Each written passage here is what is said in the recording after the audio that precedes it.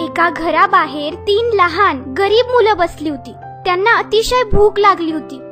काही वेळाने त्या घरातून एक महिला बाहेर आली. त्या तिघांना पाहून ती महिला म्हणाली की तुमच्याकडे बघून असं वाटतंय की तुम्हाला खूप भूक लागलीये. जर तुमची हरकत नसेल तर तुम्ही माझ्या घरी येऊन काहीतरी खाऊ शकता. ती मुलं म्हणाली की हो, आम्हाला खरंच खूप भूक लागली आणि आम्ही येऊ शकतो. आमची इच्छा आहे तुमच्या घरी जेवायला यायची, पण आम्ही तिघं एकाच वेळी एकाच घरात नाही जाऊ शकत. माझं नाव आहे धन, पैसा. हा जो माझ्या बाजूला दुसरा मुलगा बसलाय त्याचं नाव आहे सफलता, सक्सेस. आणि हा जो तिसरा मुलगा आहे ना, त्याचं नाव आहे प्रेम, लव.